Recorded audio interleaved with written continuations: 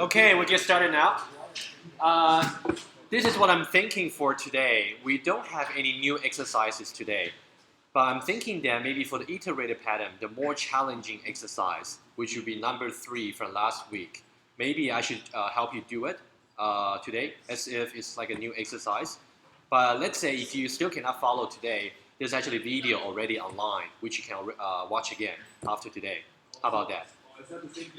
It's actually the same exercise, but I thought if you didn't have a chance to do it up to now, I can just help you today. Actually, that exercise covered quite a bit of new information, so it might be good as you ask questions as I do it. Okay, so now if you go, I do have some starter code for that exercise. So for you to download the starter code, go to the wiki page of the course. First go there and go to the labs section there. Okay, to download the starter code, I will wait for you to do that. The course wiki, go to labs.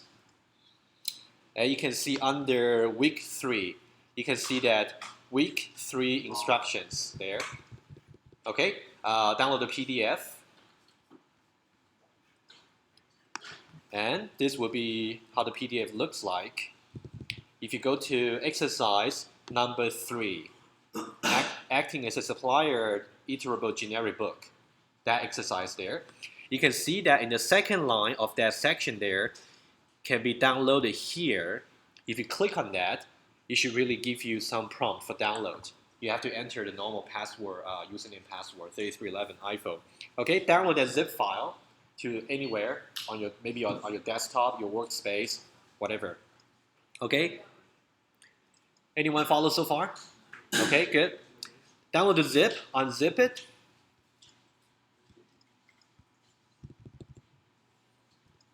Okay, and then let's say for myself, I actually store that on my desktop. So it will be called book projects.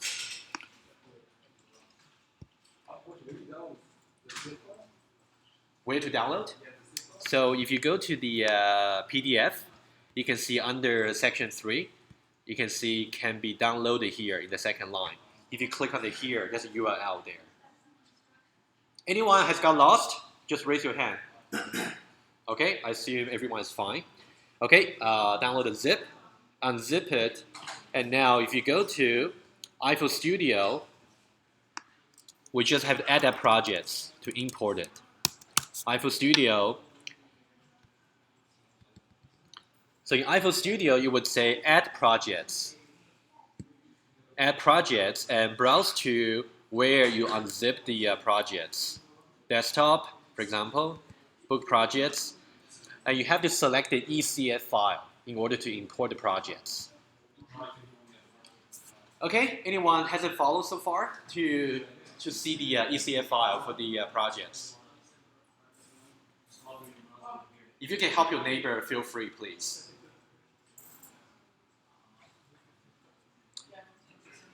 Okay, so choose that ECF file and then say OK. Okay, and then here you would say open. And that should start compiling. Okay, that will take shortly to get compiled.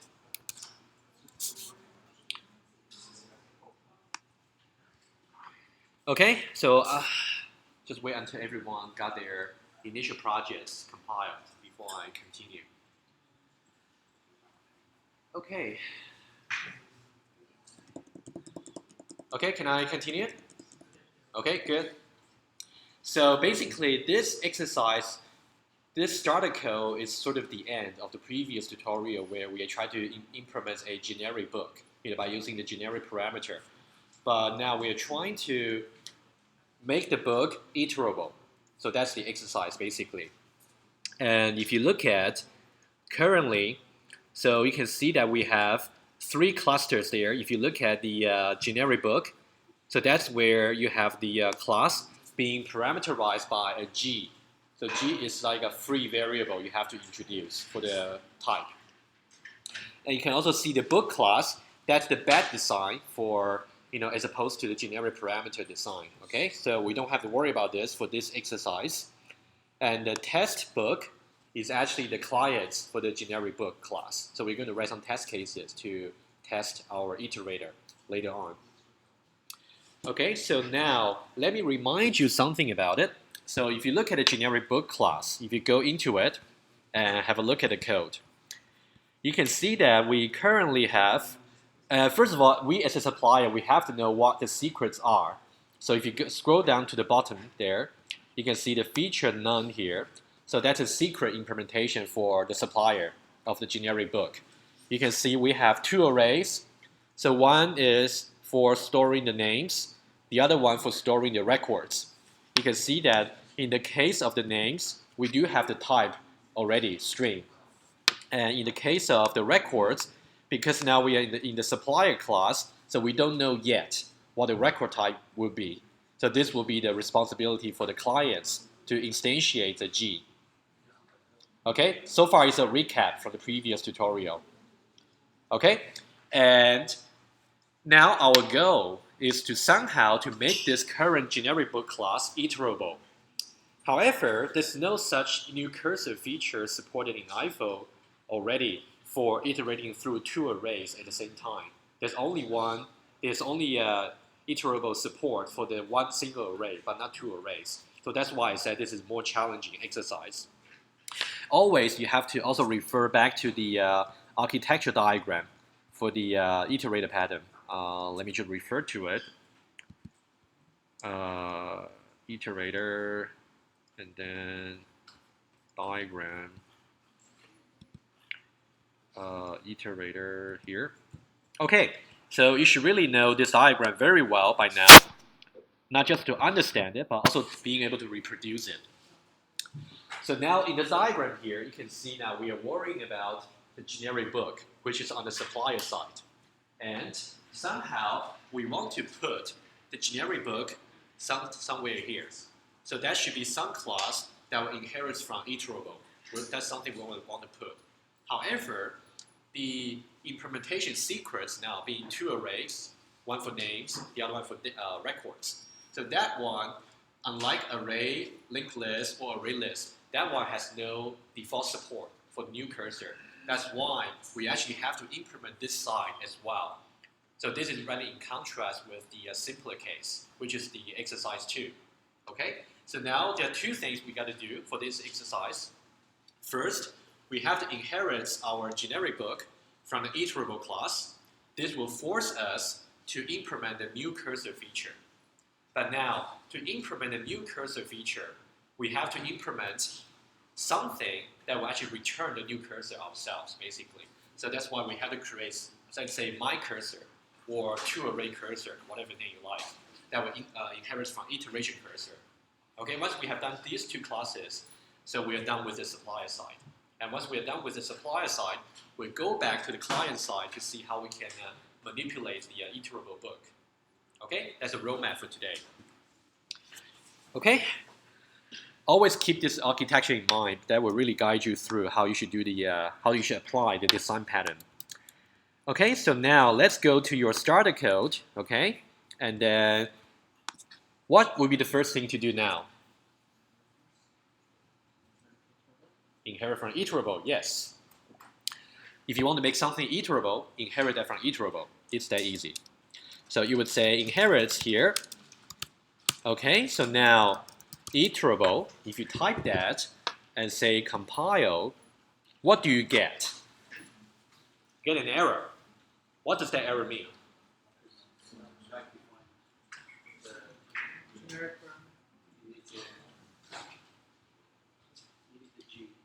You need a G, okay. Now you're getting on the right track, but it's not exactly correct. So somehow, if you go to the iterable class, if you go there, you can see that the iterable class itself is also generic. So if you want to use it, you have to somehow instantiate this parameter by passing some name, passing some class. Okay. So in this case here, we want to be able to iterate through the two arrays conceptually. So think about this. So if you have let's say we have two arrays here, And we have this side for supplier and clients. Okay, so this side is the supplier, and this side is the clients. You can see the boundary here means that the client has no knowledge about these two arrays. Okay, the only way the clients can get access to the items here is through the cursor. Okay, that's why we have to make this supplier here iterable. Okay, so you can see that this is the names array, and this is the records array. Okay, so let's say we have different items here, different items here. Okay, so our goal is to somehow to create some cursor, iteration cursor objects basically. And this cursor object has the ability to actually point to somewhere in the collection. Okay? So here the cursor can somehow point to, let's say here. Okay? And if you move the cursor forward, it's going to move from one position to the other. So somehow you can gradually iterate through the underlying collection. Even if you change the names and records to be, let's say, linked list or array list, it wouldn't matter because it would be the supplier's responsibility to redefine how the cursor works. So the clients wouldn't be affected by any change of sequence. So that's really why we need the iterator pattern. Okay, so now the question is, when we want to instantiate, so this, the supplier should be iterable, we know that. Okay, but iterable has to be somehow instantiated here. The G has to be instantiated, right? But now, what should that G be instantiated into? That's the question, really. Because you simply cannot say, let me show you. So if you go back here, if you simply say G, okay, what does that mean? If you simply say G here, I can tell the G here is wrong. But why is that wrong? Somehow I'm saying that this G here corresponds to whatever G here is instantiated into. Let's say from the client side, if I do a declaration like this, if I say a book, let's say a birthday book, so I would say generic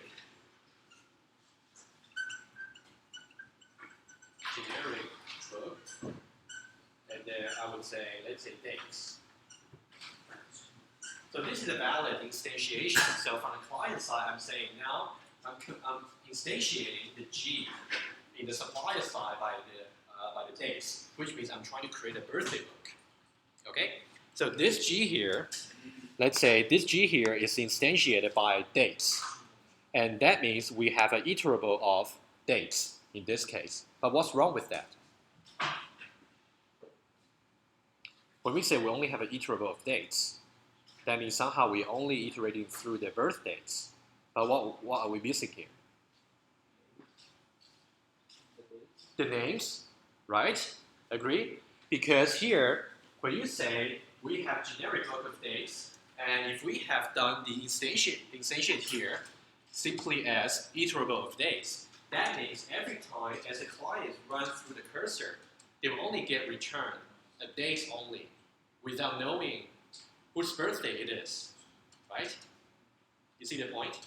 Okay, so somehow, because let's say for each cursor here, we actually want to collect not only the dates, but also its associated name. We want to collect both. We want to collect both together. Okay? So our second trial would be, so that means we should not miss the name. So this can be a second try. So that means we have a string, we have a G. But this wouldn't compile even. Why? This is okay to choose ID instead of ID? ID. Oh, you mean here? Yes. In this case, it might be okay, but I think that's gonna be useless if you choose any, right? Yes. Okay, everyone heard that? So this, I think if you actually try to do this, you're on the right track, but you actually haven't clarified how to instantiate a generic parameter. So this one, because you can see in the iterable, we have only one generic parameter g. So you cannot instantiate g as string and g at the same time. So that's not allowed. So that's why I introduced the syntax of tuple. So that's something you want to somehow combine the g here for the record and the string for the name together into a single type. Okay?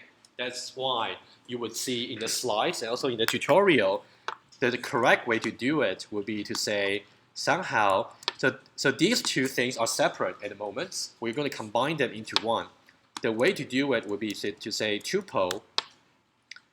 So here, so tuple, left brackets, and then right bracket here, and string and g. Okay, so this is a single tuple here. So that means whenever the client is moving the cursor and trying to return the current elements being looked at, what they will get returned will be a single tuple, like something like that. It's like a pair, basically. Okay, without worrying about whether it's two arrays, two linked lists, or two array lists. So far, so good? Okay, so I'm really trying to show you different errors you might be able to make. So either you haven't instantiated the g in iterable, or you simply instantiate it by using g, the record type, or you try to instantiate it with string and g. All of them are wrong for different reasons. So make sure you actually review the recording today and make sure you convince yourself why they are wrong. The only correct way to do it would be to somehow combine the two types into one by using the tuple. That's the only way to do it. But now I need to show you how to use tuple. So for now, let me just comment this out. I'll comment this back later. So just to make sure the code compile, I'll show you some test case for the tuple. Okay, so you can just comment this. You can highlight that, Control K to comment that out. Okay, let's go to the class called test book. Let's show you a test case for using the tuple, so you get a feel of how to use it. So here we can add a new test case here. You can say test tuple, and of course there will be a Boolean query here. Okay, I just want you to get familiar with the syntax. First of all, you have to know how to declare a tuple. Okay, so let's say we have tuple 1. Okay, let's say we have a tuple of string for name and also dates for record. Okay, so what you can do is, so the simplest way is simply to say tuple, and then you would say string, comma, and then you have dates. Okay, so the date should already be in your library, so you don't have to add it in this case. Okay, this will compile. Make sure you get up to here. Now we're only declaring a tuple. Well, we haven't said how we're gonna assign to the tuple and how to access elements from the tuple. Okay, so now in some way you can think of the tuple as a list, and the list is going to contain different elements of different types. That's what a tuple is, really. Very different from a linked list, because in a linked list, the element types must be consistent. But in a tuple, they may not have to be. Yes? Is tuple basically a map? No, it's not really a map. You can think of in some ways like a list or an array, but an array of elements of different types. Yeah, I'll show you how to do that. Okay? So now let's try to create a tuple. Typically, you can simply say T1 is assigned to be something. So now we can initialize the tuple to be something. Also, again, square brackets, open and close square brackets. The first element should be a string. Let's say it will be Jeremy. Okay, and some dates. Let's declare some dates object here. So we can say birthday here, dates. You can say create birthday dot make. So you can put whatever year you like, and then month, and then maybe like that. Okay, so here you can put BD. Okay, that's how you initialize a tuple. That's how you do it. Okay, it's very simple. So you simply, well, it's a little bit like when you do in Java, when you want to initialize an array, you simply put at the right-hand side what the array content should be, right? So it's similar in the IFO tuple. Okay, so now that's how we do that. But now, how do we access the elements in the array? In the tuple. As I said, you can think of the tuples like an array or like a list. So the way to access that will be consistent. So you simply go by the index or by the position number starting from 1. So we can write a test already. So we can say result is equal to, okay, we can say, so T1 at position 1, okay, that one should be object equal to Jeremy, and it's a logical operator, right? Remember? T1 at position 2, and that should be equal to BD. So that's a Boolean test case that would pass. I'll leave it up to you, but it will pass. So far, so good? It's very easy to use a tuple, okay? However, this usage here is certainly fine, but you might find it a little bit inconvenient to always refer to the magic number here. Because what if you forget about the name should be in position 1 and the record should be in position 2? So there's a better way to use the tuple. I'm going to show you another way. Okay, let's keep that. And let's say check result n to make sure its result is not ignored. And now we're going to have tuple 2. Yeah. That's why I'm going to show you. I'm going to show you another way of declaring the tuple. Right?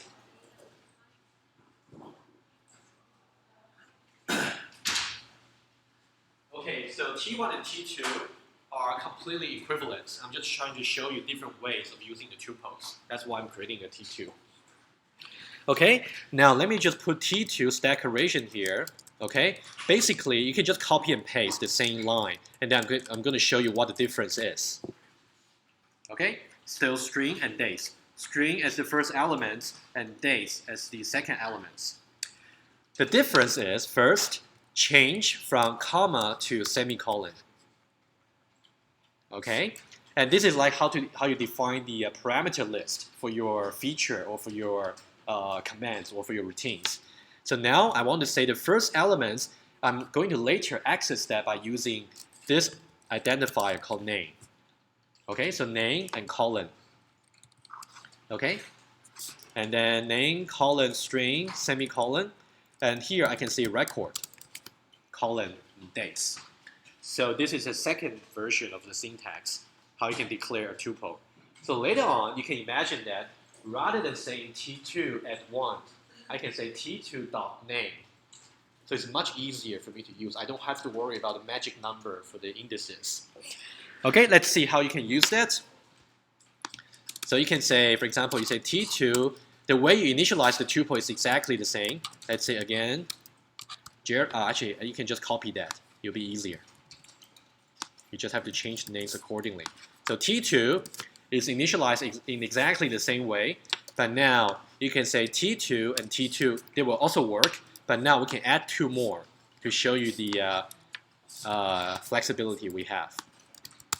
So here you can say T2, you can see now if you put a dot here, it actually has the name feature already for you to complete. Name should be Jeremy and T2 dot record should be equal to BD. Okay? And this will compile as well. Are we good? Okay, this is only to show you how you can use the tuple, because as you have to implement the iteration cursor, you're going to need that. Okay, very simple syntax. It's certainly not as hard as the across. Yes? So when you do T2 for tuple, you just pretty much define the parameter list, right? It's pretty much. Define the parameter list? Parameter, yes, exactly. Very good. Yeah, as you can see that if you forget about the square brackets, this is exactly how you would do for normal features, right? Yeah, that's a good observation. Okay, so we are now going to return back to our generic book, and now we're going to use the tuple. Okay, so now let's comment this back. So we have inherits iterable of tuple of string and g. So make sure you really understand why we need a tuple of string and g over here. It's very important. That's, if you don't understand this step, you really cannot really reproduce the exercise yourself. That's really the key. Okay, if you like, you can put a space here, so it's actually more obvious. So we are instantiating the G by this. Okay, one more thing to note. The G here, you see the generic book is parameterized by G, has nothing to do with, if you go to Iterator, iterable, the G here. The two G's have nothing to do with each other. Just to give you some analogy. So let's say, usually if you have, let's say you have an add feature I, j of type integer, let's say you have another one, let's say multiply. Here you also have I, j of type integer. In this case, I and j's, although they are actually the same names in both features, but they have nothing to do with each other, right?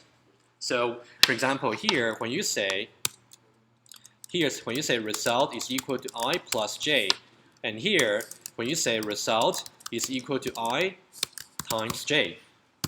In this case, when you're talking about I over here, certainly it does not refer to the I here, right? It actually refers to the I that's in the scope. Okay, good. Okay, we are good. So now, when we hit the compile button, what would you expect? Would you just expect everything would just work magically? I'm afraid not. I'm afraid not. Yeah, that would be challenging, wouldn't it? So, it's very important for you to kind of know what to expect rather than let the compiler guide you, right? So if you look at the diagram here, if you look at that, you can see we are trying to inherit the generic book from this class. And that class there is actually deferred, meaning that it is abstract. It has some feature that's unimplemented. So now if this class, generic book, has to inherit from there, it has to implement that feature, right? So we haven't done that yet. So what you would expect to see if we now see compile would be, it would say, well, you inherit some deferred feature called new cursor, but you haven't implemented that yet. That's basically what you would see. So let's see. Go back there, and then go back to generic book, and if you say compile, okay, and you see the error message there, class has deferred features, but it's not declared as deferred. So this means in the current class, the generic book, if you want to implement that, well, let me put it this way. If the generic book class should be effective, which means it should be able to be instantiated, then you should really implement that defer feature. Otherwise, this class should be deferred as well. It's a similar concept in Java, right? When you inherit from the abstract class, the current class either has to be abstract as well, or it can be like a concrete if you actually implement all the abstract methods. It's really a similar concept. There's nothing unique to either here. Okay, so now we're going to say, we're going to define that new cursor feature here, and what should be its type. You can see that in the iterable class, the new cursor here has the type of iteration cursor of G. Okay, so somehow we have to instantiate this G by the tuple, right? So let's go back to generic book and just create a new feature section here. We can put it here. Feature, we can call that iteration maybe. Okay, so now we have to type exactly the same name. New cursor of type iteration cursor. Okay, now we have to instantiate the G for the iteration cursor. What should we put here?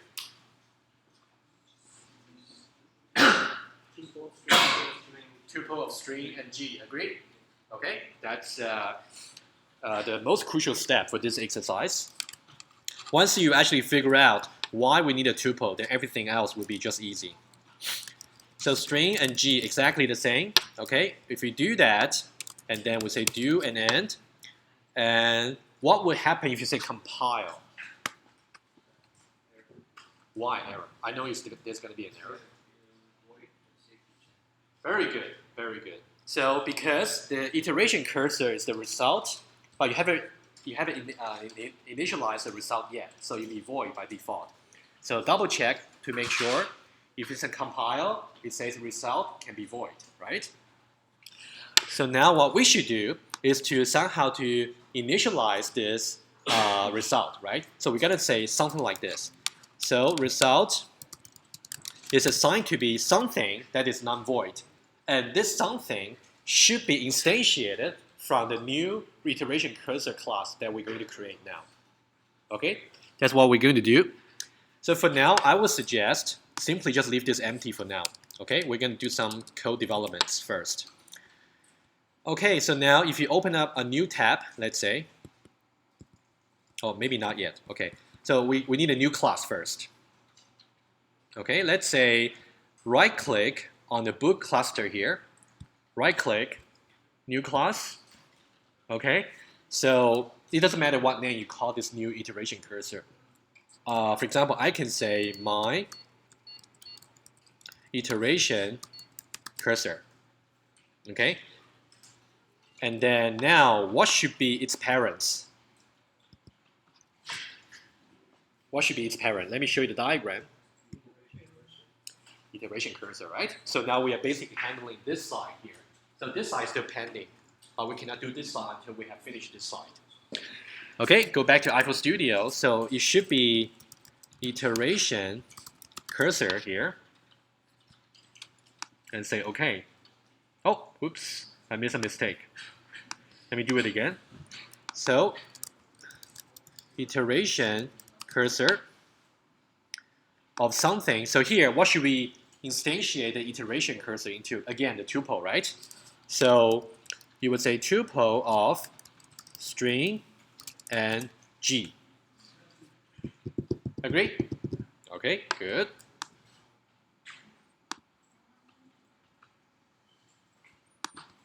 Okay, so far so good. Oh, actually, you know what? Actually, that's what I just demonstrated is a common mistake you might make. So now, let me just leave this part empty for now. We certainly have to inherit from iteration cursor, that's for sure. Okay? And now, there are two things we're going to decide. What to be put here and what to be put here. Okay? This, because my iteration cursor itself will also be generic. Because so far we also haven't resolved the type for the record. Yes? Can you go through adding that class again? Oh, sure. Of course. So if you right-click on the book cluster here, and then you'll see the new class. If you go there, type the name, and then basically you can just type the name and then say create. It's going to create everything except for this class here. You can just type it by hand. Should I add it as a regular class or as a parent class? Add a regular class. Just regular class, yeah. New class, yeah. Okay, so now what I need from you is, okay, so we need to figure out two things here. What should we put here and what should we put there? To actually help you make the decision, let me show you one thing. Because now we know we're going to have this my iteration cursor at some point, right? We're going to use it, open up a new tab here, go back to generic book. Okay, so we know that in the new cursor feature here that we inherit from iterable, so somehow we want to say declare some local variable. Let's say that's the cursor we want to assign to the result. So that should be my iteration cursor of something, right? So now we are thinking backwards, basically. To know how to define that, let's first think about how to use it, okay? So now here, how would you think we would instantiate the generic parameter for my iteration cursor? Tuple, right? Yep. So that should just be as consistent as the iteration cursor, right? So this would be how we instantiate it. Okay. So you can see that. Oh, yeah. Do it again. Okay, good. So this would be how we instantiate the my iteration cursor. So how many generic parameters do we have for this my iteration cursor? Just one, because it's just single tuple, right? Yeah. So this is the point of confusion. So just one generic parameter. So that means we should have just one generic parameter for iteration. My iteration curve. Yeah. Can you have like tuples of tuples? You can. If you find a use of that, yes, you can. Yeah. But not for this exercise, though. Yeah. Okay, good. So basically, I'm trying to help you to think how we should define the generic parameter for my iteration cursor, because we know on the client side, its generic parameter is going to be only a single one parameter, and it will be instantiated by this guy here. Okay, so we need just one. So go back to my iteration cursor here. So here, okay, we're going to put only G. And remember, the G here has nothing to do any of the G's in other classes. Okay, don't ever get confused. So we just need one single G here, and we know that this G here will be instantiated in the context of generic book class using this tuple type. Okay, and the G we used here corresponds to the G here. That's why I said the G's across the classes have nothing to do with each other. All right, so now let's go on.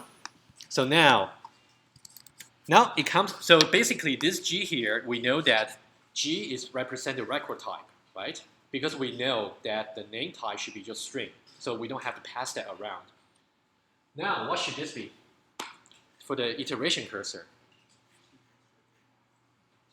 Tuple string, okay, very good, okay. Do think about this. I know this might be the most tricky part of the exercise, indeed. So string and G.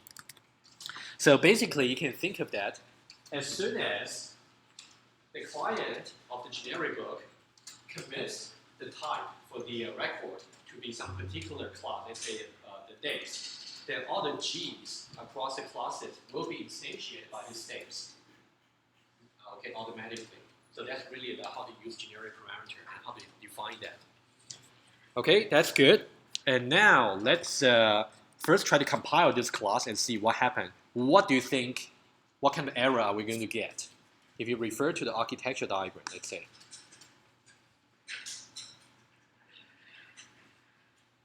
Okay, so we are basically handling this side here. We say my iteration cursor inherits from iteration cursor. Okay? Exactly, because actually similar case, because you can see iteration cursor itself is also deferred because it has at least one feature that has not been implemented yet. In this case, it's actually 3 features after item and fourth. So these will be the cursor features that will be used by the clients. So this is really defines the interface for the client to access the underlying records and name together. Okay? So what we should do now is to go back to iFlow Studio and then try to compile and double check that our understanding is correct. Yes, you can see that we have exactly 3 errors here. It says that item is not defined, after is not defined, fourth is not defined. Okay, so that's what we should do. Yes. Sure. So basically we'd say my iteration cursor inherits from iteration cursor. Okay, so if you go back to the diagram there, you can see that my iteration cursor here is deferred. That's why you see a star over there. Being deferred means it has some features, at least one feature that has not been implemented yet. Okay, it's like an abstract in Java. So you can see in this case, you have 3 features that have not been implemented yet. So the cursor operations basically, you have after, you have item, you have fourth. So that is why if you want to have something that's concrete, more effective in iFlow sense. No, it actually has nothing to do with deep copy. Deep copy will be something else. Yeah. Okay, so here, whatever descendant class or child class you define here, if they have to be concrete, then you have to define what those features should be. Okay? So now, if we go there, okay, so what we need to do, create a feature here, okay? You can say cursor operation. Okay, we got 3 features there. So if you are not sure about the type, So for example, you can go to, let's open up another tab. And if you go to iteration cursor, okay, so this means whatever G for iteration cursor that has been instantiated, you have to replace all the G by that G over there in the same class. So you can see that in this case, in the my iteration cursor class, we instantiate the G by this tuple here, right? So that means if you go to iteration cursor here, the G here is replaced by the tuple. So this G should be replaced by the tuple accordingly. And here Boolean stay unchanged because it does not involve any G. And here the fourth is simply a command, so there's no return type. Okay, that's how you figure out the signature. Okay, go back and then let's say item should be of type tuple, right? Tuple of string and G. Okay, do that first. So that's basically a query. And we have the after here, which is of type Boolean, do end. We have fourth here, simply does not return anything. There's a command. Okay. Okay, one more thing to do. Let's have a look at what we have got so far for the my iteration cursor. So basically, while somehow we have to iterate through, well, you can see that these are the cursor operations that we have to do ourselves. Any problem here so far? What's missing in this class? Somehow, let me show you the diagram to help you answer that. Somehow we're saying that the iteration cursor here is returned from the context of this class. And what's this class? It's the generic book class, right? So somehow we want to iterate through the underlying secrets on behalf of the clients. But now, if you look at the my iteration cursor class, what's the problem here? Can you simply just define the three features without any new information? What's missing here? You said cursor. You said the iterator. No, create make. Create make. Okay. We certainly can do that, but that's not exactly the answer I'm looking for. We certainly need some constructor. Okay, we can do that. That's no problem. Okay, by the way, create should always happen before the after the inheritance. I can put that. That's fine. Okay, we can do feature constructor and we can say make. Okay, that's good. However, is this enough? So we have a constructor. We have the three features here. Is there really enough information for us to go ahead and do the three implementations? What's missing? Starting point of what? Starting point of the book. So how do you want to model the starting point? I'm just looking here. Okay. Oh, I see. You know what? That one is actually specific to that particular part. Has nothing to do with manipulation cursor. What's missing here? Well, you know what? The new cursor, you can see that somehow in the context of generic book, which is iterable, we are trying to return a new cursor here. And a new cursor somehow is going to return a my iteration cursor. Okay, that's fine so far. However, you can see that in the my iteration cursor class, there's no connection between the two somehow. Because if you want the cursor to be able to walk through the underlying sequence one by one, but here it has no information about that sequence. Am I right? It's because you can see now currently, if you want to say item, but what kind of item am I going to return? I simply have no information about what the record or names are. You see what I mean? Okay. Okay. So what we need is somehow we also need to store the secrets here. So this corresponds to the secrets in the generic book class. So you can say secrets from, okay, in this case we do need names So this will be consistent with that.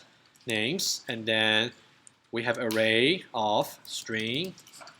We have records, array of G, of course. And this G here corresponds to the G here. Okay?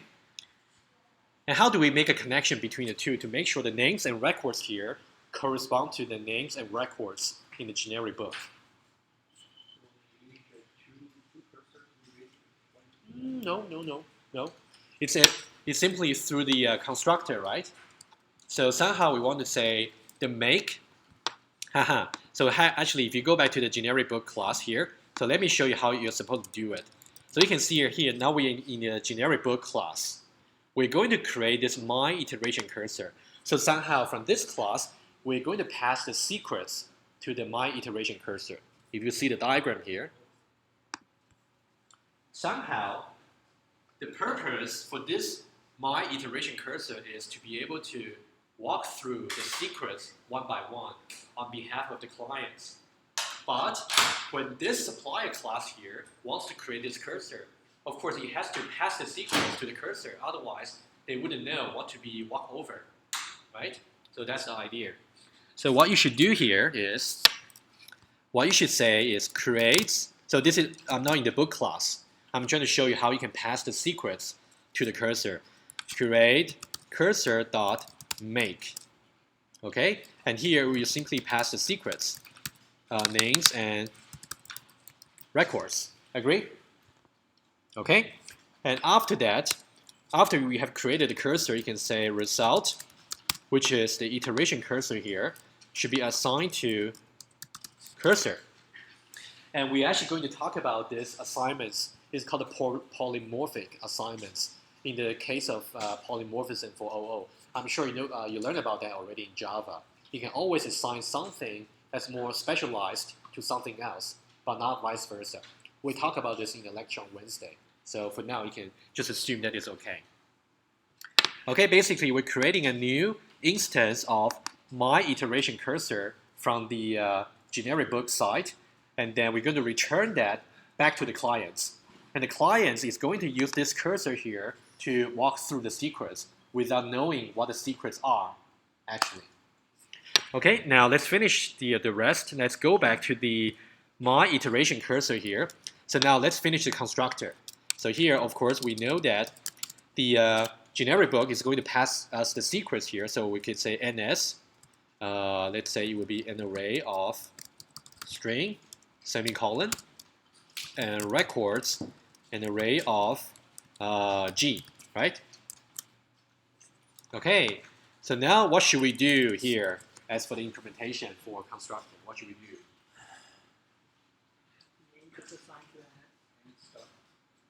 What's the harness that name? No, actually, you know what? You can see the ns is of the same type as names, and rs is of the same type as records. So we can just do the direct assignment, right? Yeah. So what we should do here is to say names is assigned to be ns, records is assigned to be rs. It's as easy as that. Of course, you are also expected to say what the post condition should be. I'll leave it to you. Okay, so now what we have finished was the look back to the diagram here. We actually have shown that how we can connect the two classes here, the generic book and the iteration cursor, by passing the secrets from this class to this class, so that this class can actually implement the after item and forth operations in a useful way. That's really the way you should think about the pattern, how you actually implement it. It's really logical. Okay, let's go back and see how, okay, so now we are fine. How should we now, so now we actually got a secret already from the generic book, but now how should we actually provide the services of these three features to the clients? How should we do that? So now, think about that. So now we actually have the names. One more thing to mention. Let's say now you change the, now we're back to the generic book class. Let's say if you change the secrets from array to linked lists. Let's say you do that. If you do that, what should be changed? Okay, in this case, let's say if I change names to be a linked list of string and records to be a linked list of G. In that case, you can see that in the new cursor feature here, my iteration cursor, which is specific to the array sequence, would not be applicable anymore. What you should do is create another iteration cursor class. Let's say my iteration cursor 2, for example. In that case, you will actually have to say cursor that may not be the same, but now when you pass the secrets, now the secrets are of different type, right? And in my iteration cursor 2, also you have to change the secrets accordingly to be linked list, and also to modify the cursor operations accordingly. So a very valid question I could ask you in the midterm would be, increment this array secrets iteration cursor first, and now I'd say, now I want to change in the generic book secrets from array into linked lists. And what should be the corresponding changes to make the iterated pattern work? Then you should know the steps. Any one of you has got lost? I can repeat what I just said. Yes? You have lost? Yes. From where? If you said from the beginning, then you better watch the recording. We don't have enough time. Where? Let's look. All right, good. So, all right, so you really got it, right? So you really have to know how to implement the iterated pattern for a particular sequence. But now, if we change from one secret to another in generic book, you should know how to change the iterated pattern accordingly. That's really the message. Okay? All right, let's say I'll leave that to you. So now let's go back to my iteration cursor.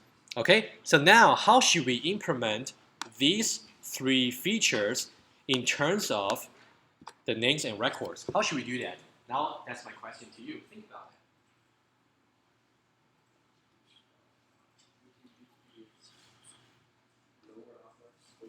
Lower upper, that's a good idea. Okay.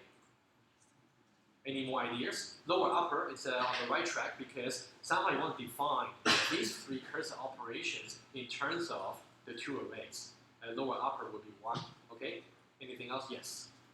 I think just in terms of the link, so we just have to put the two string and the generic type inside. Inside, okay. But how do you know where in the arrays should we return? Using the cursor. Well, no, actually in this current class we don't have any cursor. Cursor is the current class is basically a cursor, but this cursor will be passed to the clients. But the cursor itself has to be self-defined, right? Has to be defined in some way. But you're getting there, okay? Any more ideas? How should we internal index for accessing it, right? Very good, very good. Okay, let's do it. So let's say you can say I, or of course, oh, by the way, because it's secret, so you must put none here. I forgot to do that, but you shouldn't forget. Okay, this should be secret, so that should be exported to none. So you can call this whatever you like. You can say index, or you can say cursor. What about here? Cursor position. Okay, or you can say cursor pos, just to make it shorter. Position of type integer. So the range for this cursor position should be in between the lower of the array and the upper of the array. Okay? Okay, let's go further. So now, how should we define? Okay, now, so there are 4 commands basically. We have the constructor, 4 features. We have the constructor, we have item, we have after, and we have forth. So what should we do in the constructor to initialize the cursor position?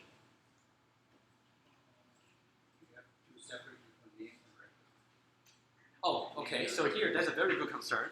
What if the names and records that you get passed here is actually an array of different sizes? So, right? So that's something you have to be worried about, right? So that could be what? In some way, it can be guaranteed by this, by the case that you can see generic book here. Well, actually, you can see that in the generic book class, we do have an invariant here. saying the sizes for the names and records are consistent. So that means whenever in the context of this class, when we are trying to pass the two arrays to the my iteration cursor, they are fine. However, what about other clients? If they pass some arrays of different sizes, then it wouldn't work.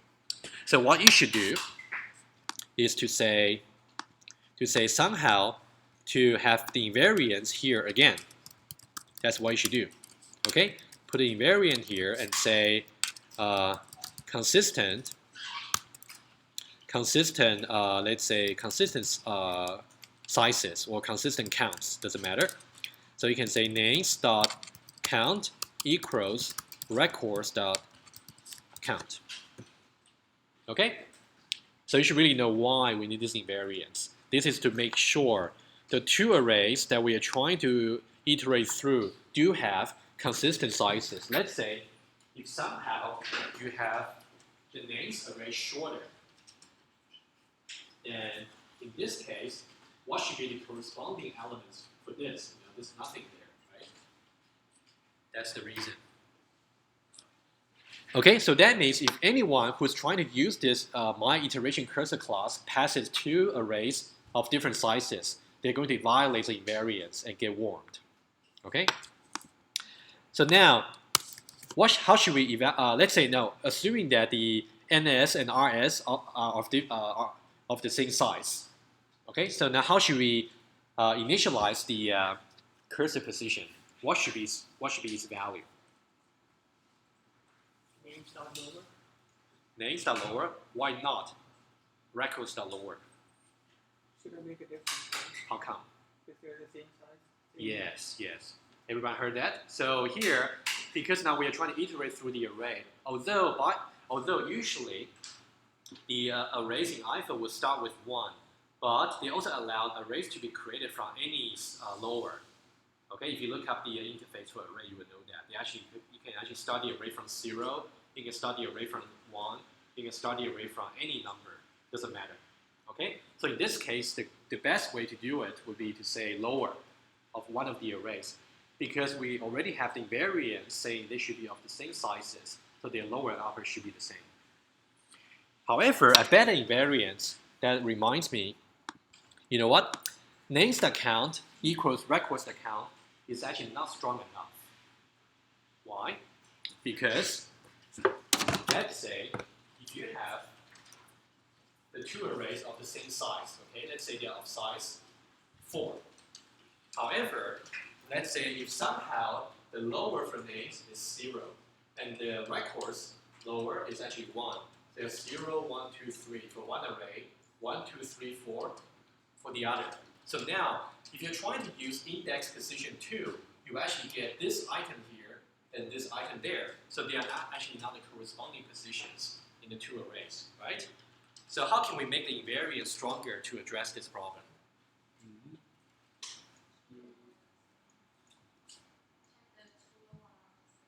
Lower and also the upper are the same, right? So there are two ways to do this. So either you can say names.lower equals records.lower and, okay, so you can indent this a little bit better. Okay, if you actually do this, that means because the lower is the same, also their size will be the same, that implies their upper is the same. You can either do this, or you can change the second clause to be names.upper equals records.upper. Both are equivalent, yeah. But this is also cannot make sure, because if 2 and 3 not equal to the 4. What do you mean, not equal to? In that case, so in this case, this would not be allowed because their lower is not the same. So that's why I made the invariant saying their lower should be the same and their size should be the same. Right? The difference of the two. Huh? The difference of the two. The lower minus the upper is same, and then upper minus lower of the count is same. But it's actually the size, basically. Right? So we're trying to say, okay, this is what we're trying to say. We're trying to say the two arrays, first of all, they should start with the same index. And also, their size, the number of elements they have should be the same as well. that implies the ending index for two arrays are the same. Okay, anyone got lost at this point? It's actually quite important. And it's Chinese after. Okay. Anything, okay? Any confusion, can feel free to raise your hand, okay? All right, so that's fine here. Okay, so now let's go back. So now, we agree that we can say cursor position is assigned to, let's say, names.lower. Okay, you can say records.lower as well. It's guaranteed to be consistent. Okay, so now what about item here? So now let's implement the cursor operation. What about item? So of course, I can help you with one point. You gotta say result equals something, right? But what that something should be? What should that something be? It should be a tuple, I agree, yes. But that tuple should be created out of what?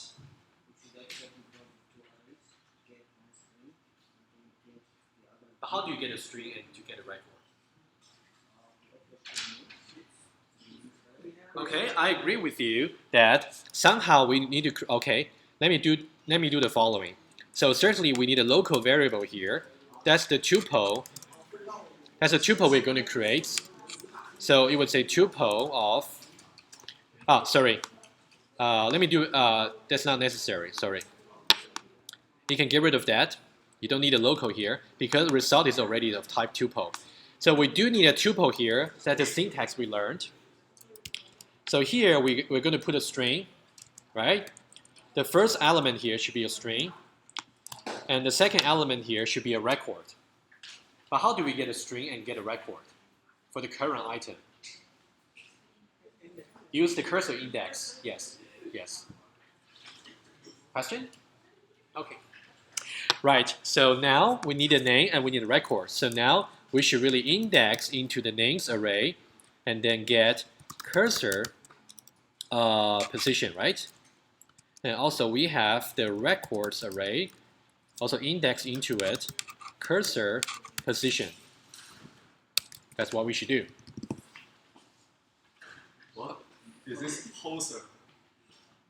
Is this what? OP. It's one P. Oh, thank you very much. Thank you. Good. Okay, any questions so far? Okay, so that's why I actually have to show you how to use the tuple first before you know how to write this line. Okay? Another way to write this, yeah. Is cursor position means the index like Java? It's an index. Is this like index? That's an index. That's the internal index for your iteration cursor. So internally, the cursor has to keep track of where we are. Yeah. Okay, that's good. So now after, if you recall, the after should be, if you put a comment here, is there no more item to be iterated? Something like that. So how should we define this Boolean expression here? This is something I can help you, but what should be the right-hand side? Result equals what?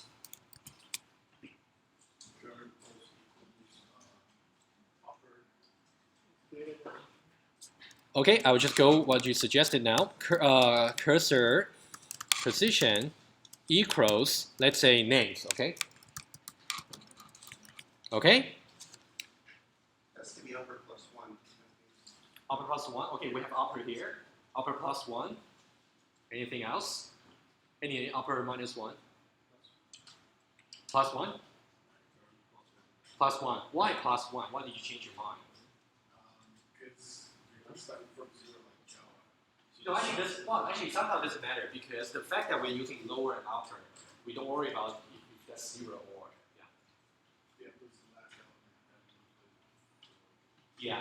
So the problem of your original suggestion was, if you simply say if we actually want to check to see if upper, remember usually when we use the loop from the client side, we would say, from something until, some cursor dot after.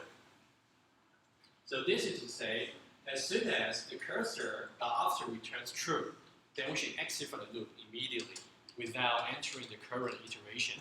So now, if the cursor position is actually equal to names dot upper, that means it is pointing to this last item here. But we certainly want to get that one as well. We don't want to skip. That's why. Okay, so the other solution you suggested was to say cursor position is equal to names dot upper plus 1. That's very good. Okay. Although another way to do it would be say larger than names dot upper. That will also work. Either one. Okay, but let's keep this one. Let's say. Okay, that's for after. And now, what about for fourth? What should we do?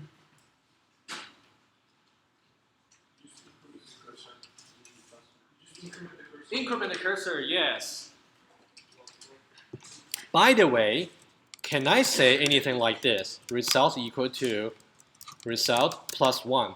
Can I say this? Yes. You say yes? I'm asking if this will compile. Yeah, who says yes? Only one? Who says no? Why no? Yes. Exactly, because currently this feature here is actually command, so it has no return value. And since there's no return value, there's no result reserved for you in the context of this feature. Okay? Actually, maybe there's something I should put in this slide yesterday to show you this is also a common mistake. I forgot to do that. If we take the result, just result plus 1. No, that wouldn't work either.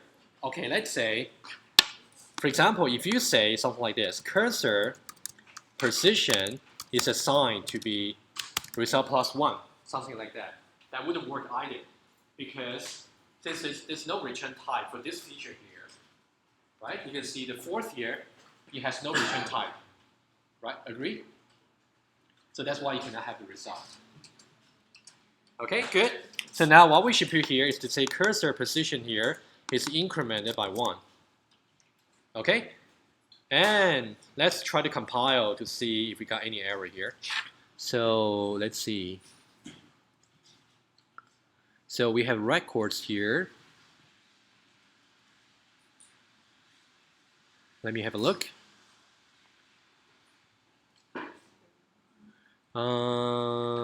Right. Generic book of G, and now let me have a look. So let me see. Records is here. Array of G.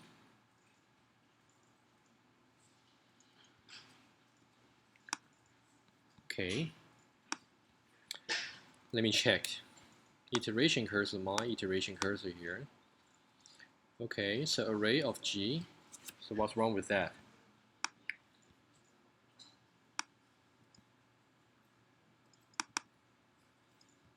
Give me one moment. Let me have a look.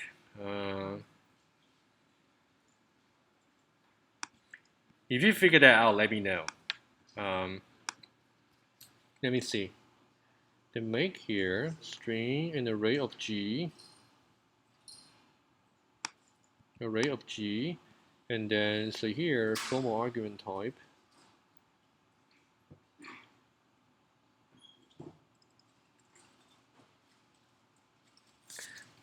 My actual argument type is an array of G.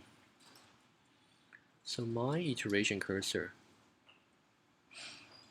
Okay. It could be that there's something I got it wrong. Ah, I got it. So basically, there was a mistake I made. Okay, I'm not going to ask you why because it's actually quite tricky. There's nothing wrong with my iteration cursor side. Okay, we still have to parameterize that by G. And remember, I said this G here represents the record type, right? That represents a record type. Now, however, it's only the record without a name, because we know the name should be a string already, so we don't have to pass that around.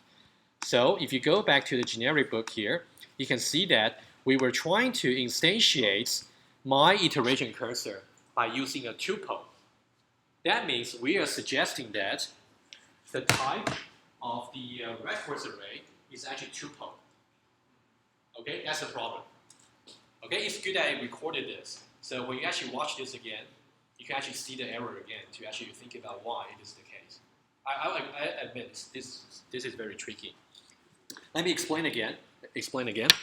So far, in these two classes, my iteration cursor and the generic book class, the G here represents the type for the record, but not the combination of the name and the record, just the record. Okay, to actually get a combination, we need a tuple. Okay, that's what we know. But now the problem is you can see in my iteration cursor, when we define the G here for my iteration cursor, the G here also denotes the record type rather than the combination of the record and the name. So that is why when we instantiate this G here, we should not pass the tuple to instantiate that. We should just use the G to instantiate that. See, if you go back to generic book, so what we should put here, change this. If you go to the instantiation for that, you should put only G here. That was the issue. Okay? If you do that, that will compile. Okay, since it's recorded, so please review this error again. Make sure you understand what I meant. Okay, this takes some experience of using a generic parameter. Okay.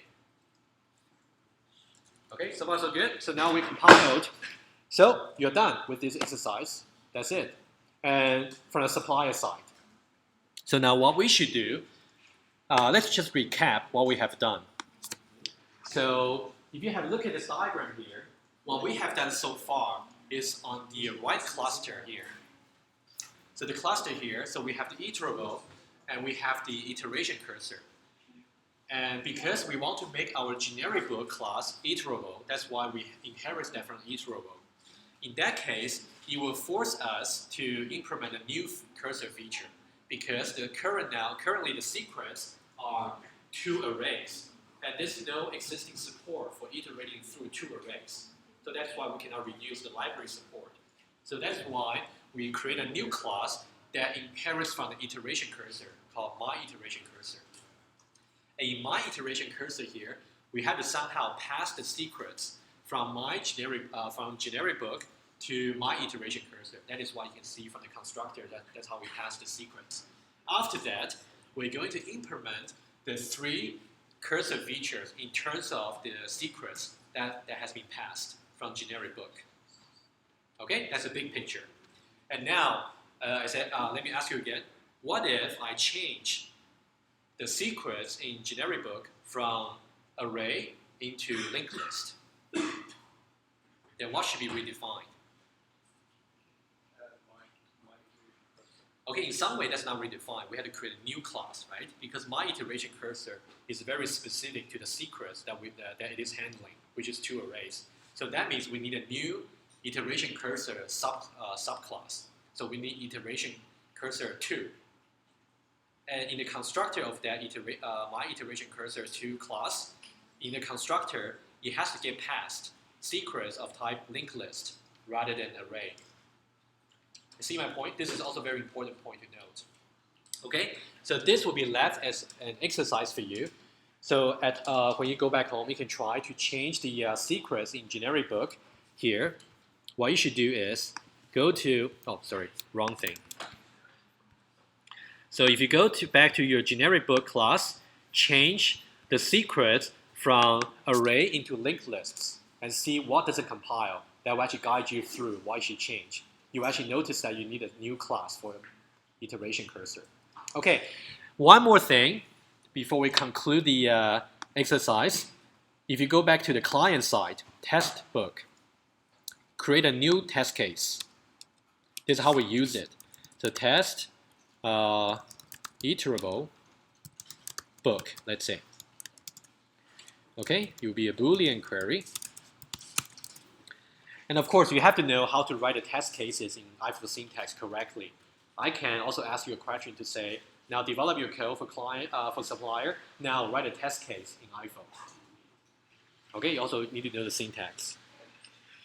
Okay, so let's say we have some local variable here. So now the client has to commit what type of record it should be. This is the point of commitment. So we can say book of type generic book, and let's say we want to have a birthday book, for example, right? So here we can say creates book.make, which creates an empty book, and we can say book. Let's have 2 birthdays, for example. So BD1, BD2, and then birthday. Okay. Let me say after this, we would say creates BD1.make 1960. I don't know, something like that.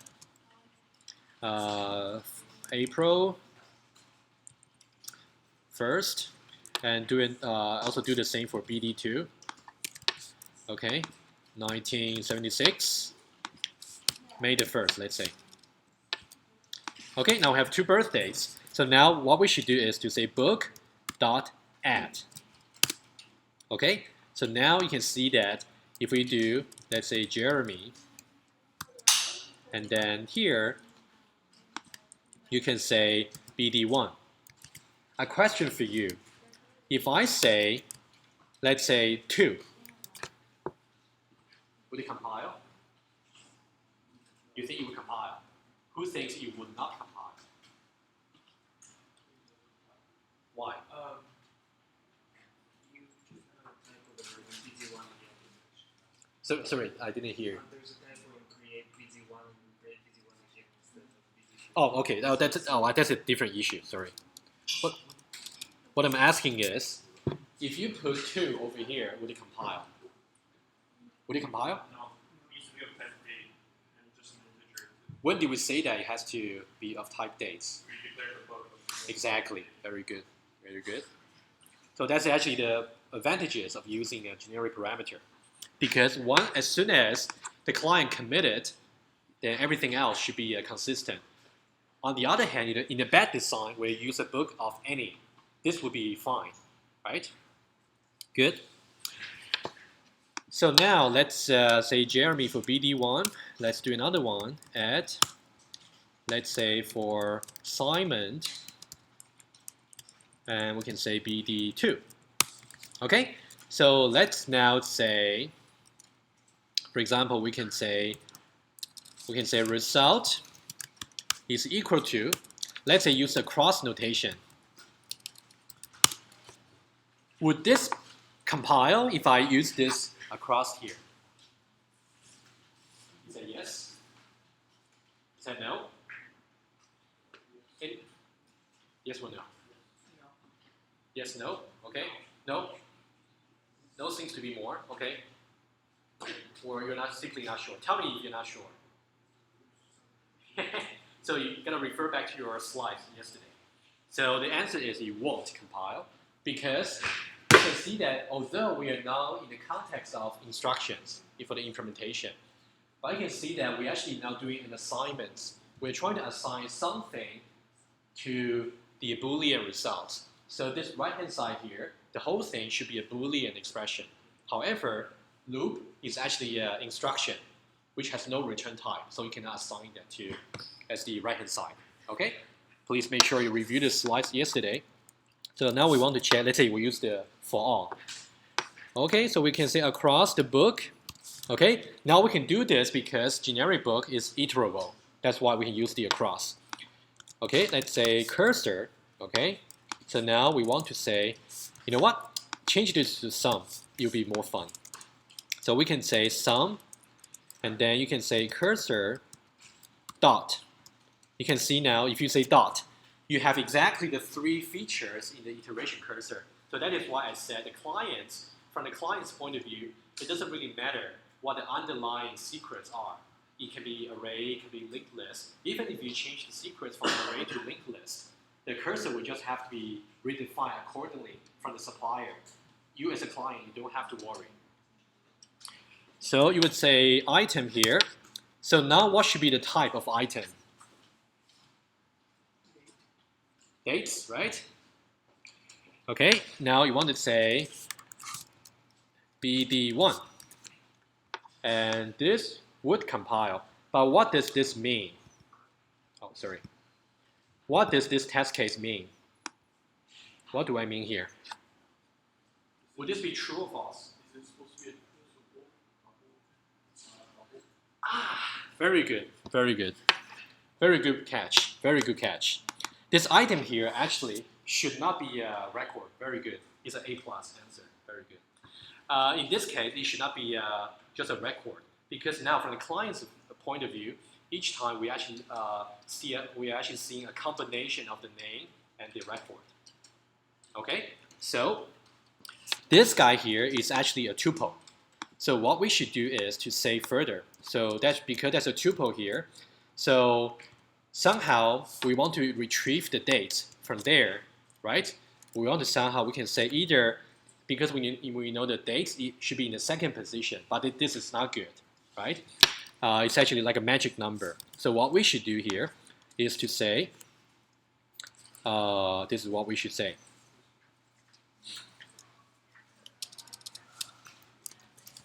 So this is one way to do that, to say that would be to BD1, for example. So this will compile here. So this is one way to say that, because here we actually have no way to access using the name. I'm going to show you another way.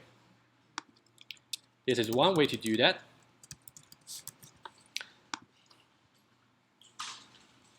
Okay, so far so good. Okay, you have to know why we cannot simply say cursor.item tilde BD1, because cursor.item is of type tuple. It's not of type record. Okay, another way to do that would be you want to somehow to say I want to assign this cursor.item here to a tuple. Okay, this is somehow what you want to say, but you cannot say it here. Okay, let me show you what this will be the last thing to show before the end. So let's say we have a let's say a tuple here, okay, of type tuple, and remember the syntax I showed you before: name, string, semicolon, and then you have the record of type dates, right? Okay.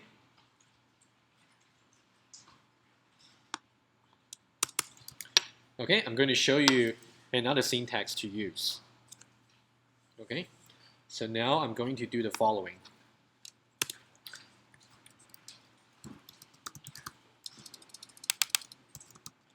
So we have a Boolean flag here, born on BD1. Okay, Boolean here. Okay, just declare a new local here. So now, let me just make this larger here for you to see. So now we're going to have a second loop. And we're going to say from, we're going to say across again. Okay, but this time we're going to use the loop because this can stand alone. That is okay. So we're going to say across the book as cursor here. Okay, and then we're going to say tuple here is assigned to be cursor.item.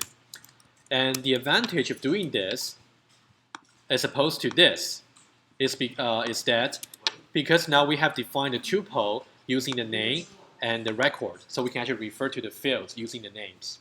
So now we can say that born on BD1. So we can say if it is the case that tuple.record.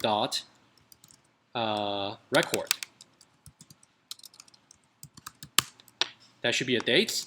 If that happens to be the same as BD1, then we should set this flag to be true. Okay?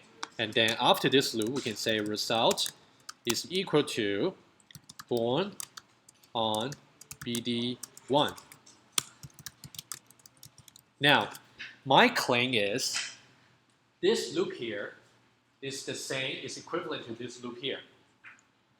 The difference is, in this loop here, you cannot actually assign the item to be some intermediate tuple and then try to use it by referencing the names. But in here, you can see, although we are also using a cross loop, but we're actually trying to assign to some temporary variable. Okay? Yes? How come we don't use cursor.forth after your loop?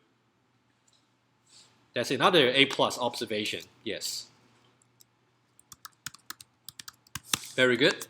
So in this case, we do need that, but in this case, we do not. Okay?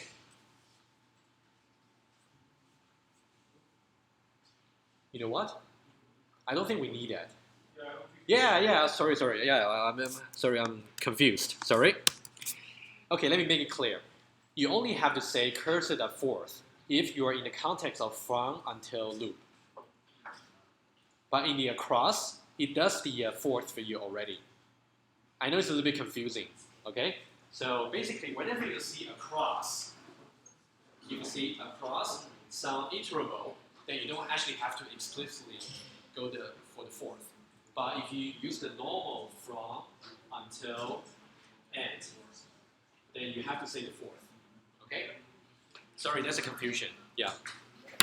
Okay, so now what you should do, try the test case, make sure you finish all the, try to reproduce yourself. Let me finish this, and then I'll try to convince yourself that these two loops produce the same result. In one case, we're using this loop as an instruction. In this loop here, we're trying to use that as a Boolean expression, so it's different. Make sure you understand both. Yes? I forget, why can't you use is equal to instead of the sign? Where? You mean here? Yeah. No. Instead of the, yeah. Oh, why can't? Oh, you mean rather than you mean is underscore equal? Yeah. They will be the same. No, they're not the same. It says the object might be equal to something and gives me an error. That's what we'll try using it. See what happens. You mean?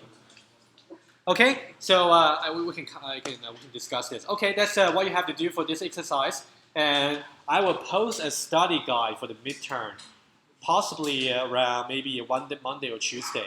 But meanwhile, as I posted on the forum, you should really try to follow the last lecture slides I was trying to discuss yesterday until the slide 15. That's what you should do. I will go over the rest next Wednesday. Okay, thanks for coming. I'll see you on Wednesday. I have a quick question. Yeah, So, let me just stop this for yeah. now. And then I'll be with you.